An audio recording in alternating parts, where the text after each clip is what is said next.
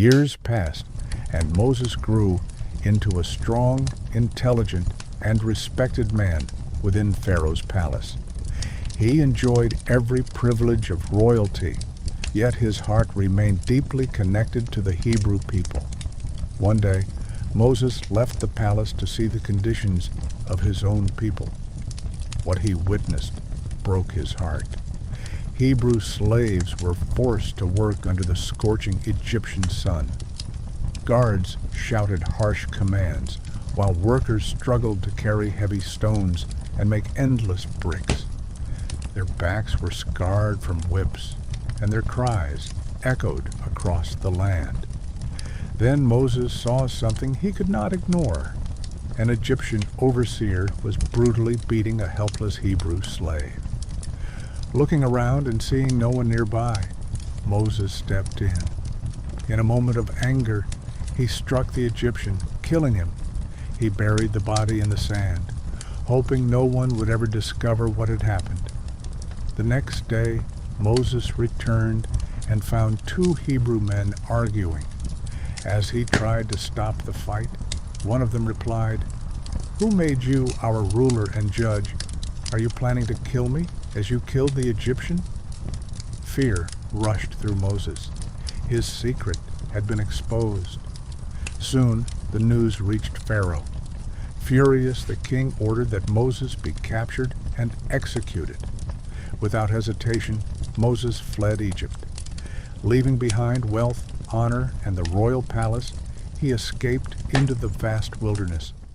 Alone, exhausted, and uncertain of his future, he traveled across the endless desert until he reached the land of Midian.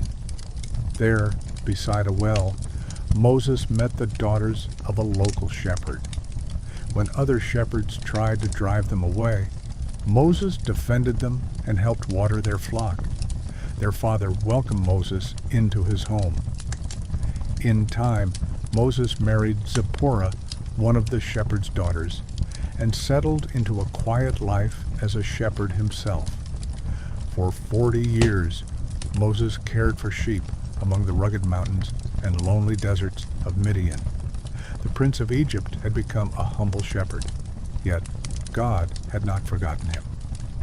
One ordinary day, while leading his flock near Mount Horeb, Moses noticed something extraordinary. A bush was on fire, but although flames surrounded it, the bush was not burning up. Curious, Moses walked closer. Then a voice called from within the flames, "Moses, Moses." Startled, Moses answered, "Here I am." The voice replied, "Do not come any closer. Take off your sandals, because the place where you are standing is holy ground."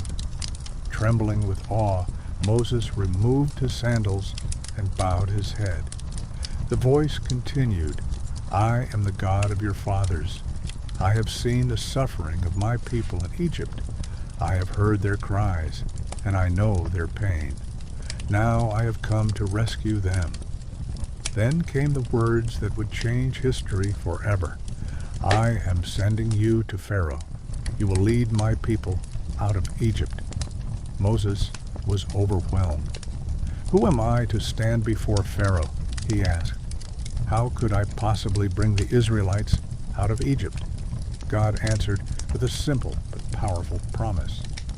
"I will be with you." Still uncertain, Moses asked, "If the people ask who sent me, what should I tell them?" God replied, "I am who I am.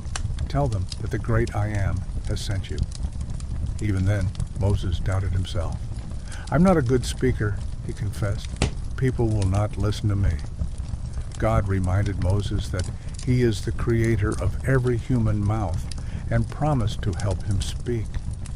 To strengthen Moses' faith, God performed miraculous signs. Moses threw down his shepherd's staff, and it instantly became a living snake. When God commanded him to pick it up again, it became a staff once more. Then God told Moses to place his hand inside his cloak. When he pulled it out, it was covered with a terrible skin disease. After placing it inside again, his hand was completely restored, These miracles would prove that God's power was with him. Finally, God appointed Moses' brother Aaron to speak alongside him before Pharaoh. The time of hiding was over. The shepherd who once fled Egypt in fear would now return with courage, not as a prince, not as a warrior, but as the chosen servant of Almighty God. His greatest journey was about to begin.